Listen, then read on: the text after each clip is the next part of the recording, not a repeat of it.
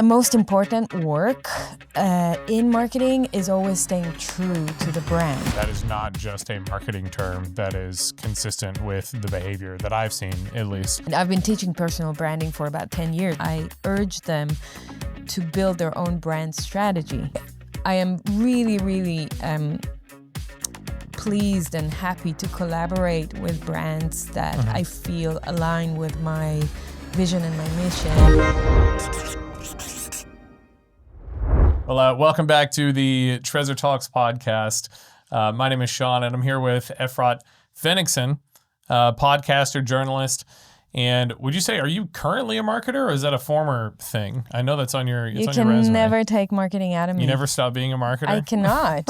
It's in my blood. I love marketing. Because it looked like it was a pretty big part of your past, I guess, before. Yeah, it was about 20 years that I was doing marketing. That's a decent chunk. It is a decent chunk. So you know what's up with how these things work. Oh, here. Yeah, this is formally my first marketing job. I'm part of the marketing department at Trezor. Well, you're very good at it. Yeah, well, thank you. I don't know. Yeah, I guess that's true. It's been like a year and a half. Marketing, that's the thing. People think marketing is like, it's either you like it or you don't, and you may have it naturally in you. Because what is marketing? It's like the intersection between communication, psychology, commerce. It's like everything. It's like life. It's a lot. It's a lot, but once when you start doing it, you very quickly figure out whether it's for you or it's not. And to some people, it really comes naturally. And I think people that force themselves to work in marketing and they don't like it, it could be you can tell. Tough. Oh, yeah. You can feel it. Yeah, because it then comes up really sometimes forcibly and like not intuitively, not naturally. And it's not like there is no fake it till you make it in that game, I think. You just really need to love talking to people and really listening to them and understanding what they need and what's missing for them so that you can add value. Because good marketing is all about value.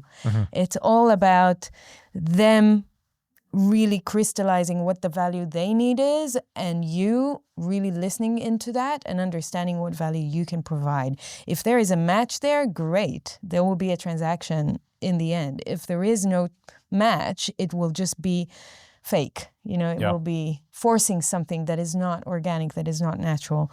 And people really conflate marketing with advertising because they think marketing is like pushing something down someone's throat. Yeah. And it's not. I mean, advertising is one tactic inside marketing. And I love advertising. I respect it. There's a role for it. There's a purpose for it. But it's only one silo inside this big world that's called marketing. Real good marketing is all about value. And once people stop conflating advertising with marketing and they go deep and understand that marketing is all about creating a brand essence and creating a real brand that is based on values and vision and mission. And that's what it keeps reminding itself, driving itself out there to the market, led by those values and this vision and this mission, then it comes out so authentic because that's what the brand stands for. And then everything else you do, PR, advertising, PPC, whatever type of, brand ambassadors, influencers, whatever, it's all complementing that brand. Yeah. But marketing is so deep and so much more than just advertising and supposed to drive revenue. So if you're doing a good job, you'll see it in sales, right? You're supposed to get the signal from sales. Yeah, I feel like if you ever jump into marketing, if you ever have the opportunity at some point in your life and you decide to go that shove it down the people's throat route, you'll find very quickly how sensitive society is to that and how much people's brains automatically, like you use the word authenticity, it's like the opposite of that. Absolutely. Like you find immediately people can smell that from a mile away, and it's an instant turnoff to anybody. To me, it was this kind of amorphous blob of a concept prior to being in it, because it was like, I kind of understood what marketing meant, and I think I also associated with advertising, which I think is like the like the number one slip up that you might make, that association. Yeah. But yeah, you once you do get into it, it's a lot of fun. I love it, and I'm definitely enjoying it so far. But it is hard. It's like learning. You think like, oh, let's go record a video. Let's make this thing happen. There's a lot that goes on into creation of these things. Dude, absolutely. There is so much work behind marketing. And I think that the most important work in marketing is always staying true to the brand. I mean, the brand is the main pillar. It's the center. It's the how do you call the cord we have here? The spine. Spine. Yeah. It's the spine of a company. Sorry for forgetting the word. Here you go. We were just talking about how this is your second language. That's which right. Is insane to me because I was sure you were like a native speaker because of how good your English is. Thank you. No, I lived 6 years in Australia. That's where my English is from. Mm-hmm. But you don't even have like a super Australian accent either. I just have more questions. The more you tell me, the more questions I have. I used to. When I lived there, I did have a bit of an Australian accent, but I lost it all when I left. And unfortunately, because I think it's my favorite accent in the world for English. But yeah, Hebrew is my first language. And I do think in English, but I make mistakes and I don't always pull the right words. And I write in English as well, and it's hard. Like when I write articles, like long articles.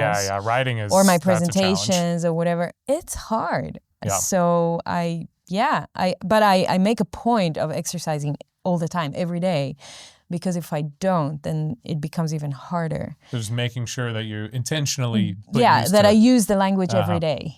And I love it. I love English. I think it's so much richer than Hebrew. And Hebrew is also a very special language, but it's so different. Hebrew is right to left as well. Yeah. English is left to right. Yeah, we actually, this is a small tangent, but when I was an English teacher here in Prague, I mentioned it before on the podcast, but we're in Prague in the Czech Republic. That's where Trezor's headquarters are. There's a building in the center right outside Old Town Square. It's kind of where the whole city kind of started and spread from. And there's a coffee shop that a lot of buildings in this area will put like stucco over the wall because it was getting too old, and they do it to preserve it.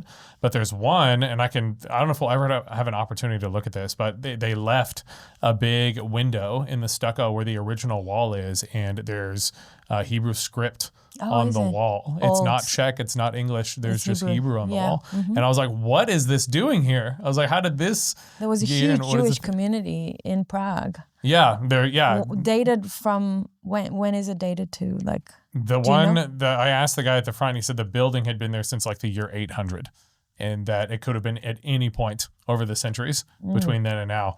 But it was like, I have not seen the script anywhere else. That's the only context in this city. Wow. Because that's about as far back as the city goes. It's not much older than that, I believe. I think it was like 800s or somewhere around there. But it was like, maybe if I can find the picture, I'll send it to you. You can tell me if you can understand it. Of course, I will understand it. I'll tell you what it says. Yeah. But how do you, if someone doesn't know you or hasn't heard of you before, how do you present yourself? What's your own description of who you are and what you do, just for anyone that hasn't seen you yet? Right. So what I say is that I am an independent journalist, and I have been for the past 5 years. And I'm hosting the podcast, You're the Voice, which is a podcast that is quite broad about various topics, starting from health, climate, politics, general global agendas, and up to money and Bitcoin. And the connecting thread between all these topics is personal sovereignty. So my aim through this podcast is to take people on a journey of how they can preserve their personal sovereignty or reclaim their personal sovereignty in a world that is taking so much of the power away from them in all these different areas that I had mentioned.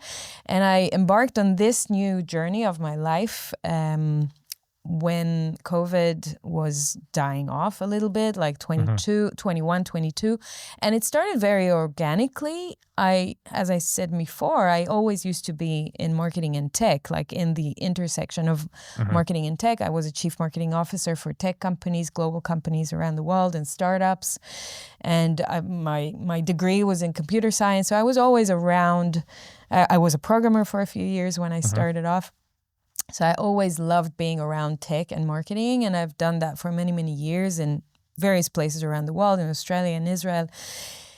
And when COVID hit, it was like a wake-up call for me, because I had realized that the same way the state and the government had violated my human rights and tried to coerce me into doing things that I didn't want to do in my life for me and my son, that was really intense. And I could make a choice at that moment whether I want to shut up in light of everything I have seen happening, or I'm willing to take a stand and speak out and kind of show people what is actually happening and not just what the media tells them that is happening. And so I started creating content. And as I said, it was very organic. It was very like natural. I just went to demonstrations, I had a megaphone. I was in the streets for about 2-3 years.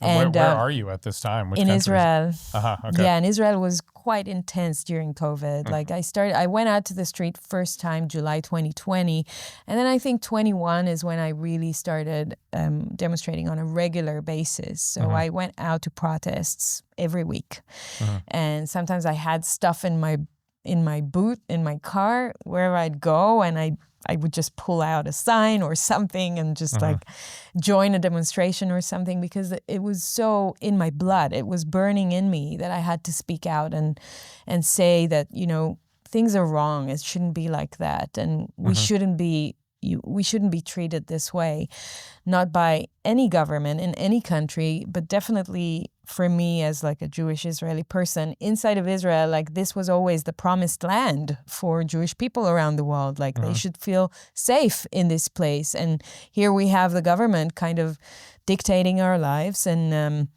treating us like second-class citizens. And as I said, I could make the choice to like shut up and just follow along with the stream and do what everyone else was doing and comply and just like, play the game. Or even if I wouldn't comply, I didn't have to speak about it. I could have stayed quiet in a way, but I made a conscious decision to join a minority group for the first time in my life. I was always very popular and always very highly regarded, great reputation, great personal brand in the community, the tech community in Israel. I was, I got all these awards for being the CMO of the year. The Wall Street Journal put me on the top 100 tech pioneers of Israel. I was like really well regarded in the community, in the industry, globally and locally. And it was like, okay, but you got to understand, if you're doing that, if you're starting to speak out, you need to take responsibility for the consequences, for what may happen. People may not like what you have to say. You may be outcasted. You may be ridiculed, whatever. And I'm like, bring it on. Bring it on. Because that was more important for me than my reputation or my job, my workplace, or anything. Like, I really wanted to protect my livelihood and my son's livelihood. Right. And I wanted to speak the truth. And I wanted to balance what the mainstream media was doing, which was just telling lies, just regurgitating the messaging from the government. And that was insane in my eyes, because I've been in media and PR and marketing for so many years in communications, and I've seen how you do that. And that was full-blown propaganda. And I couldn't stand still. I couldn't sit aside and just see it all unraveling. So I decided to speak out. And lo and behold, the consequences had arrived. And so, I had to like be really strong and develop this thick skin for people's criticism and ridiculing and trying to silence me and all this kind of stuff, which people do when they're afraid, because you're rug pulling them and you're kind of shaking their worldview and what they feel about the world, what they think about the world, what they think about their country, what they think about their government that's supposed to like protect them and be there for them. And here I am telling them that they're not safe and they need to take care of themselves and like self-sovereignty and blah, blah, blah. And they're like, but so you think they're lying to us here, they're lying to us there. And I'm like, they're lying to you in many places. If you really want to know, here, I can give you the information, or you can just do your own research. But yeah, you're being lied to in many different areas of your lives. And it's up to you whether you want to see it or not, because the information is always out there. And then like gradually this work that I started doing as a side thing started being more and more prevalent in my life and took over, like took center stage. And at one point I had left my old work after 3 years in the last company I had worked for as a CMO. I left and I decided to do this full time. And then podcast full time, journalism full time. I went and I issued my journalist card in Israel in the Journalists Association, and I started writing for a newspaper in Israel, and I started writing for international magazines. And all the short videos and stuff that I was doing very naturally and spontaneously had now become like more organized, and now I'm going to do that for a living. And since I had come from a career of 20 years in marketing, PR, and communications, I kind of knew what I'm doing, right? I'm not starting from zero, starting from like 95. So I had quite quickly set up my business and operation, and I did do that as a one-woman show. I didn't have any team in the beginning. Like, so the first full year I was running on my own, just like doing my own content, editing it, putting it out there, social media, all that stuff, just like really on my own. One-woman show. One-woman show, literally. Those are the things people don't think about, like how much has to go into everything. If you're doing it by yourself, you have no help. It's like, and I've decided, exactly, and I've decided to be completely decentralized, meaning I'm trying to be in as many channels as I can, so that if they censor me in one place, I can still speak out on another. And of course that happened. They did censor me in various places, but I always had other channels. And so trying to do what I do in a decentralized fashion is even harder, because you have to think about the ledger of Bitcoin. You have to copy it to all the nodes in the network, right? That takes some proof of work. So for me too, it took some proof of work to set up and maintain all those channels: the Telegram, the Substack, the Twitter, the YouTube, the Rumble. When I saw your website, it was like all the icons of the different platforms, like many of them. And I'm never going to stop propagating them with content because of that. And now Noster, right? So I want to really be in as many places as possible so that I can't be censored. Unfortunately, there are not enough automation tools today to help me do that in an efficient way, but there will be. That's why I'm on Noster developers' back all the time, trying to like get them to do more automation. I saw them at the conference over the weekend. Yeah, they're great. They're awesome. And they're working on it. There will be more automation tools, and that can help me do a lot of my work faster and more efficiently. But then after about a year, I started scaling and I started recruiting, outsourcing the editing to a team and the social media clips to another team. And now I'm going to scale even more. So anyone that wants a job with me, I'm looking for a content manager. So you were able to bring things up over time. I mean, that's not a lot of time, honestly. You said 3 years? About that. I mean, I've been doing content for about 5 years, but the podcast has only been alive for about 2.5 years. And writing and, and everything else. So that's not a long time, but I'm moving very fast because I know what I'm doing. I know what the next goal is and where I need to get to and what type of tools I need to get there. And fortunately for me, and I guess for you as well, AI keeps advancing all the time. So it gets even easier with time and even faster with time. And there are more tools coming out all the time. And all I need to do is just keep the hand on the pulse on the tools that are coming out so that I can take advantage of them and get even better and faster. But, Yeah, that is one of the counter arguments I've kind of thought of to like people's fears, because obviously there's a lot of fear around AI right now.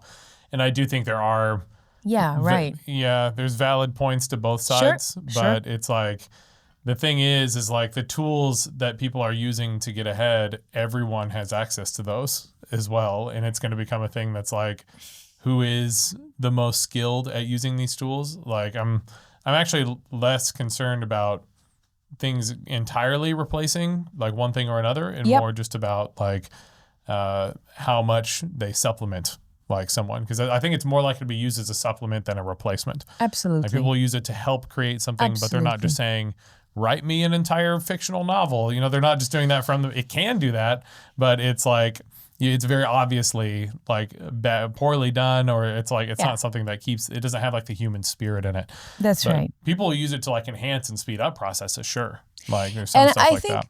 To an extent, it will replace some things, Yeah. which is valid, because when you have such a breakthrough technology, there will be things that will be redundant, especially when you just speed up things. So you need less people to do the same thing. So even if you still need graphic designers, for example, when you have such efficient processes with AI, you may need less graphic designers, right? And then some people will be out of the game because of that. So there is a reason to keep up with the pace and learn that new technology on the one hand. On the other hand, I agree with you that it's going to be complementary. I think that with AI, the biggest risk or worry should be about AI, like giving too much of your power to AI. And when you know that the state surveils on you anyway, and everything you put in AI may or may not be used against you, right?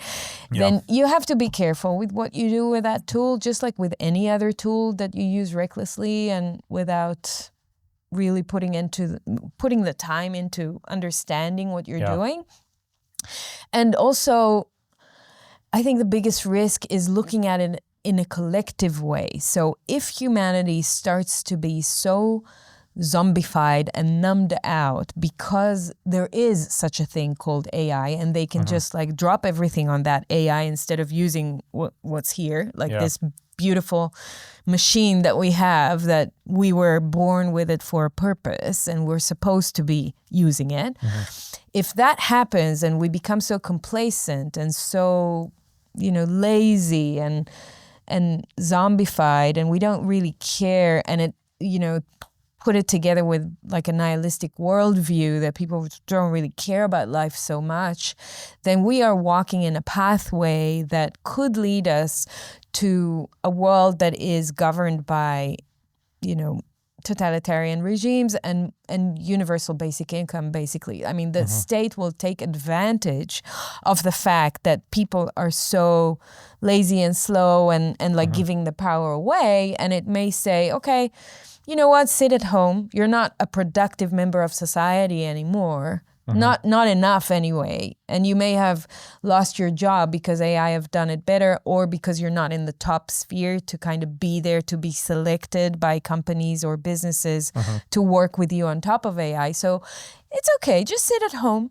We'll give you universal basic income. We'll give you a subsidy every month.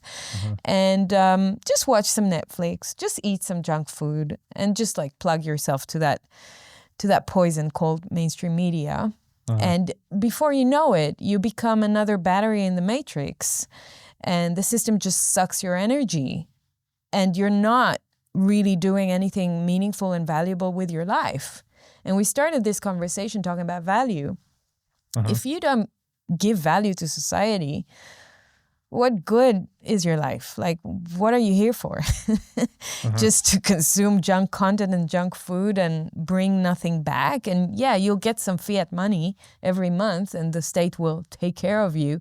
But at the same time, it will use you to exert your energy. I mean, the exerting of energy will be in the form of being sick and using big pharma, and you'll use that money that you get from the state to give to big pharma. And there's this reinforcing loop, where money is just feeding this beast that is called the fiat matrix. And so I really think people need to be productive members of society. They need to understand the advancements of technology that is coming out there, and it's inevitable. It's going to happen whether you like it or not. It's like a one-way street. Right. And then if you understand that trajectory, then build another trajectory. Then say, okay, no, I'm one of those useful members of society. I want to provide value.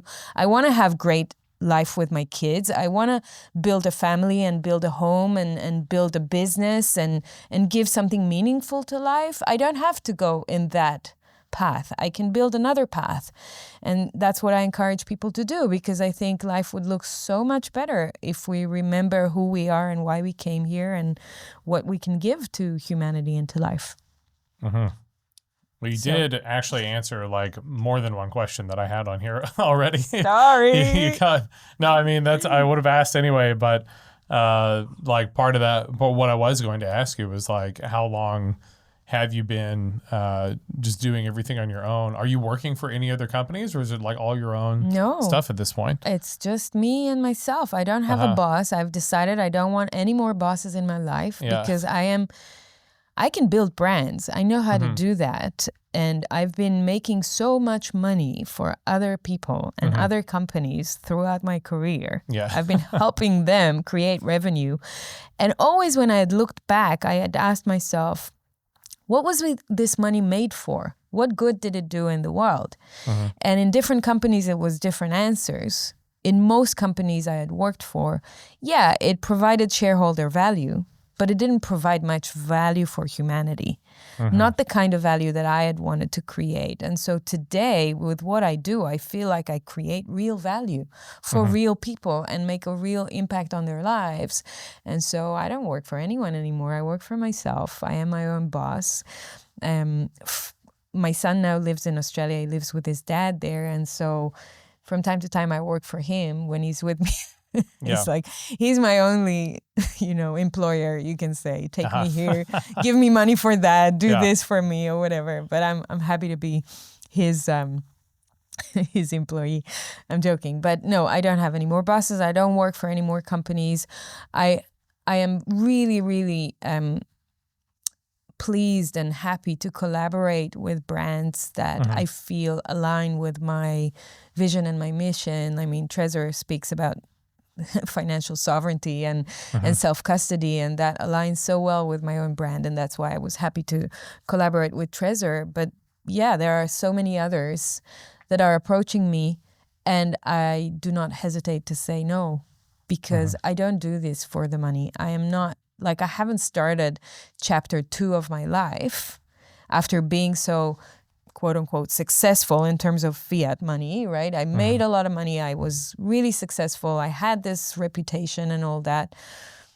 I'm not here to do what I'm doing now for the same reasons. I'm here to make a real difference in people's lives. So I would not hesitate to say no if it's only commercial, if it's like people think I'm an influencer. You have more than 200,000 followers in all your platforms, so we will shill you. Can you I get so many of those messages. Can you take our t-shirt and just do a post and we will pay you X and Y for it? And I'm like, no, I don't do that. Who are you? And if you don't align with what I have to say, of course not. And there are so few brands out there that I think are worthy and valuable of my time and energy to work with them. Yeah.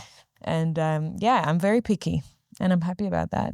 That's really interesting, because I have always wondered, when you get to that point, I never know if I'm hearing something for real or not, because it's when people are working at that level, I thought it would, my assumption is that maybe it would get a little more in depth or more detailed or more, I don't know, it sounds funny, but just honest. But what you're describing just sounds like transactional. Take our logo, take our brand, whatever it is, just do a little thing, and for that we will give you a big stack of cash. It's I would think that wouldn't. That happens all the time. But it works on influencers, people. I guess if you're just wanting the money, of course, I'll just do it. But that's the shitcoinery of this industry. Yeah, that's the scammery and shitcoinery. You have so many influencers that do stuff with brands or products that they don't even know or believe in because there's good money in it. But that's a fiat behavior. I mean, I think that if that's how you work and that's what motivates you, then you are selling out on your values. Or maybe your values are not clear for you. And you as a marketeer probably know that when you start building a brand, the first process you do is called brand strategy, right? You sit down and you strategize about the brand. What does the brand stand for? What is the brand promise? What is the essence? What are the values? What is the vision and the mission and the characteristics and the look and feel and the tone and the whole thing? You build a brand strategy. And during that process, you should you should leave that process very clear on what the values are. And if you don't know what your values are because what is an influencer? It's a brand, right? It's a brand. It's just a personal brand. It's a person, right? That's the only difference. Instead of being a company, which is a made-up entity full of people working for the same entity, an influencer is just a personal brand. That's what it is. And so if you don't do the brand strategy process for you as a person, then you may say yes to things that do not align with who you are or what you do. And very quickly you may discover that it's cringy. It doesn't feel right. It's not really, I should stop that. And they do sometimes. I don't work with that brand anymore, right? Why? Because it would have saved you all that experimentation if you would have known what you stand for. And it would be very clear when an offer comes to just go, sorry, you're not aligned with what my brand stands for. But that's where influencers that don't learn marketing, they don't put in the time to learn, to really learn their craft. They are in a craft and they don't learn their craft. They don't know what a personal brand is. And I've been teaching personal branding for about 10 years. I still do that, by the way. So I do teach courses or people from time to time, or I give lectures about it. And that's the first thing I do with people. I urge them to build their own brand strategy, just like you do for a company, to do it for yourself as a person.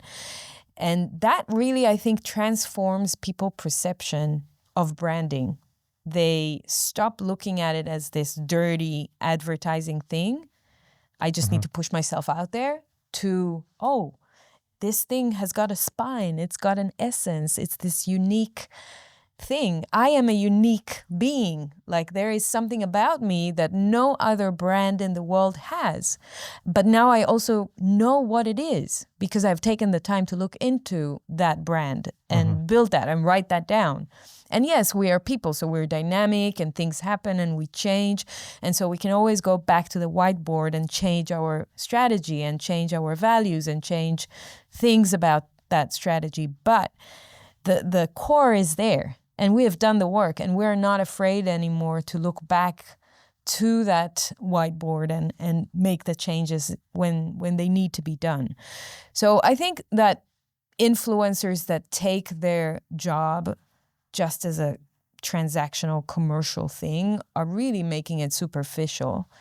And they're creating that top layer of shitcoinery, which is the biggest layer of all in the influencers bucket. But the ones that really do well are the ones that, and also can do it for a long time, are the ones that really have a solid brand and take the time to get to know themselves better. Yeah, and that lines up perfectly. I mean, with what we were saying earlier about authenticity, is if you're the person, on your phone and you see an influencer or something, it's like you again can tell when it feels like it's just a transaction for someone, when they don't have any like heart or passion or like you said, alignment on something. Exactly. It's like it stands out and it's so obvious. Oh yeah. It's just like, to me, maybe it's this company. I don't know what it is, but it's like I always had this thing in my head. I've mentioned this before, I think, but it's like any company I worked for, they always look like shinier on the outside. And then you would kind of see the grungy interior once you started working for them. And Trezor, I think I can say the only company where there was no element of that. There's been like various elements with past companies I've worked for, but every single value that they propose on the outside, and that is public facing, is the same off camera in like company-wide meetings or in a personal conversation with anyone at our highest level, which is like, has no barriers, by the way. Anyone can talk to anyone. There's no like go through that person to talk to me. Yeah, that doesn't exist. Like all of these principles that they kind of espouse or advertise are things that are totally consistent with what I've found like working here with everyone. It's one of the reasons why I just can't see a reason why. Maybe I won't be a part of this company someday, but I can't see why I wouldn't be as of now, just because it's like when you find that alignment, it is such an obvious click in something that just works so well. And so, yeah, I find that really relatable, the way that you're speaking in seeing something that maybe doesn't versus does align with your values on things. And maybe then it's not a coincidence that, we collaborated, because I have felt that about Trezor.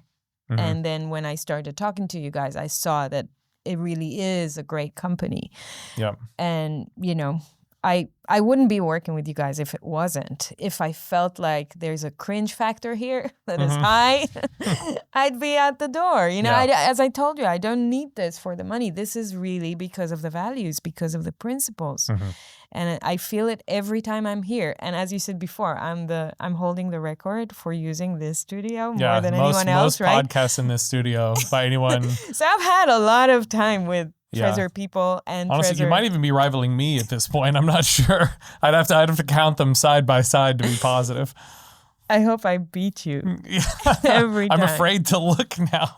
I don't want to see the numbers. No, but the point is that really I feel it every time I'm here and hang out with you guys. It is a unique company, and I had worked with and for dozens of tech companies in the past, and there are good ones out there. And it really is to do with how the founders and the top-level management are instilling their values to the rest of the company.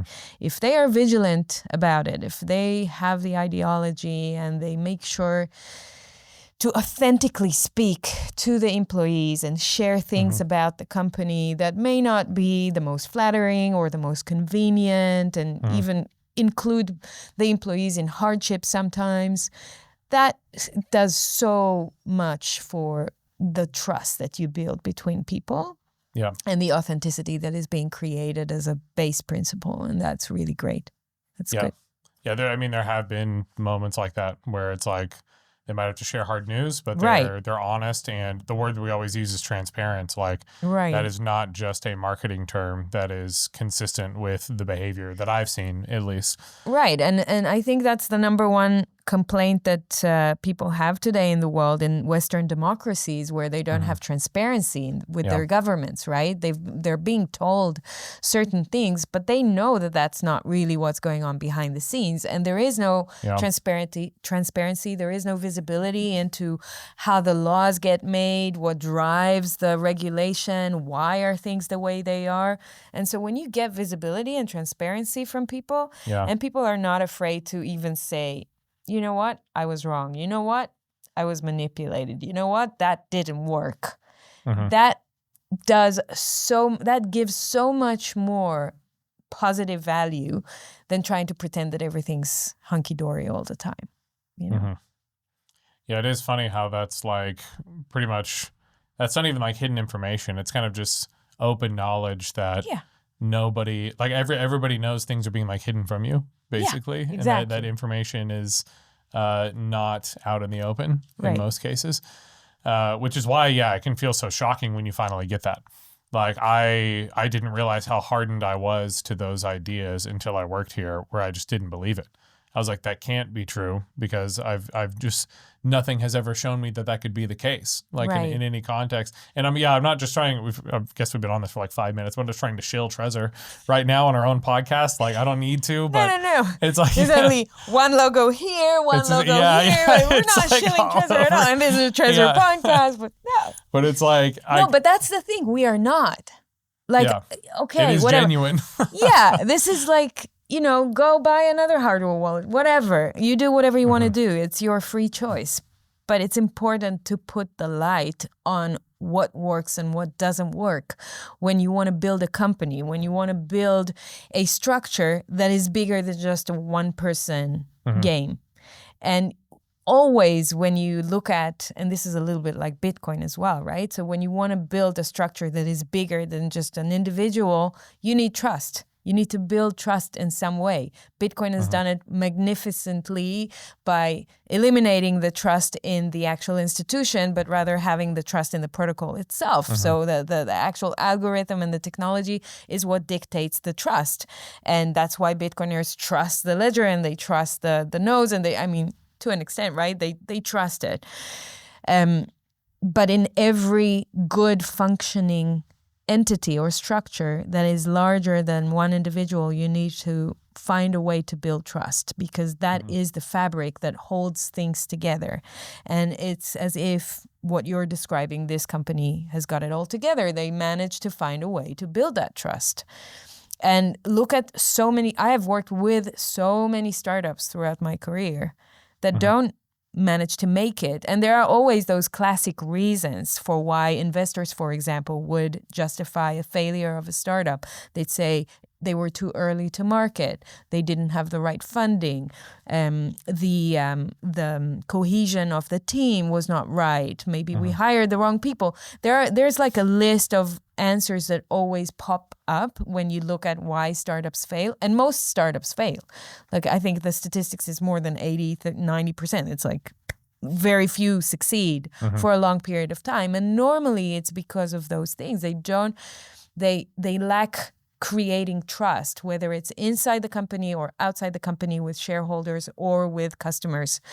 And so that's like the most prevalent question that founders and entrepreneurs need to ask themselves when they come to build a structure. How do I build trust? And how can I put the principles or the ideology in place that would support me in creating and maintaining that trust? And that's a very important distinction. Well, that's what's funny is that question, I feel like, is a pretty simple answer, but that doesn't necessarily mean it's easy. It is not easy to deliver hard news. It's not easy to be transparent. That's right. To do these things. I will pause us here for a second because, believe it or not, it has been over 40 minutes that we've been talking so far. Let's do a few more. I had no idea it had been this long. It's just because I know that you have one more of your own episodes you're going to do here. You have two more to do today. I told you I'm beating you. You do one, I do two. Yeah, I know. You're just literally doubling my rate of output. That's what's happening here. So I will skip to our closer here, even though, I do. I did 7 throughout the week. 7? Yeah, you're my 4th for this week. So you are literally almost doubling at the rate. So things are starting to make sense as more information becomes clear. I came here to work. Yeah, I don't that's waste any obvious. time. Yeah, I mean, even when I met you last year, there is like this air about you. I don't know, as you I'm like, what is this girl doing that she answers to no one? You're just like, you're doing like all your own stuff. And I'm like, what does she do? That's why I had that question for you in the beginning. Like, how did you get to this point? Yeah. Because people don't realize thank you for calling me a girl. I love it. But I'm fucking 45 years old, dude. I've got a 16-year-old son. Yeah. Okay. Right? I've done many things in the past. And so I feel like I have kind of received a second opportunity to relive this life when I was 41. And thank you for COVID, and thank you for everything that happened to me that brought me so far that I could take my arsenal full of skills and full of experiences, and then go through a very beautiful, even spiritual process to kind of realign myself with why am I here for? Who am I? And what do I want to do in life? Yeah. And the short answer is to really be of service of humanity. And for that, I use all the tools I have and use my voice. That's why my podcast is called You're the Voice, to really bring the truth and useful information as much as I can out there to the world. And so I'm super privileged and grateful to have that second opportunity to do what I do today. And I will not swap it for anything else. And that's why you see me roaming around, answering no one, doing my own thing. And even now nomading, like digital nomading around the world between conferences, speaking in as many places as I can. And I'm so honored to be supported directly by my audience, by the way. They love what I do and they contribute directly to my work, peer-to-peer, no one in between. And I can do that. I mean, I even have a little travel fund that was put together by some of my supporters that they explicitly told me, when you are being invited to another conference somewhere around the world to speak, you have to say yes. That's what this fund is for. Okay. So you always have travel money. If you want to go somewhere and speak, say yes. You have that fund.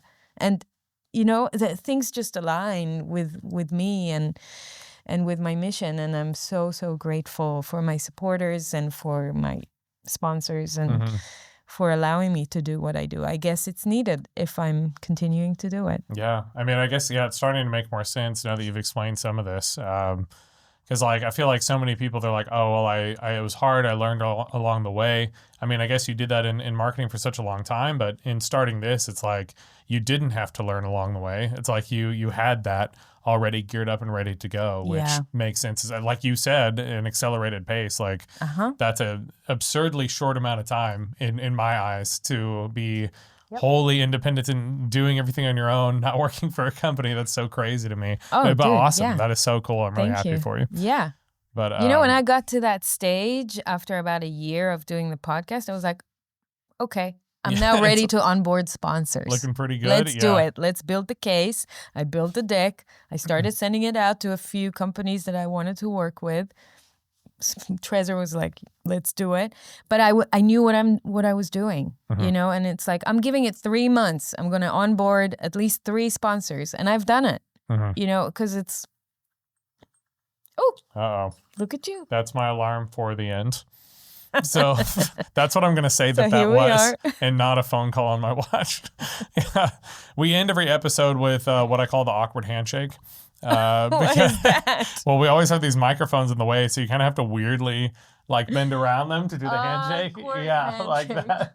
So thank you so much for coming on. I wish we could have covered more, but that was honestly one of the fastest feeling podcasts. I think I had no idea so much time, and that's my fault, I guess, because I was just so absorbed in our conversation that I looked back at the clock and I was like, how has so much time passed already? But maybe we'll have you on again at some point. I'd love to. I'm here in October. We can do it again. Well, we appreciate you coming on, and of course, we'll see you again at some point. Thank you for hosting me in this beautiful studio. I really appreciate it. Good luck with all of your podcasts, which outpace mine. We'll see you later. Dude, you're doing a great job.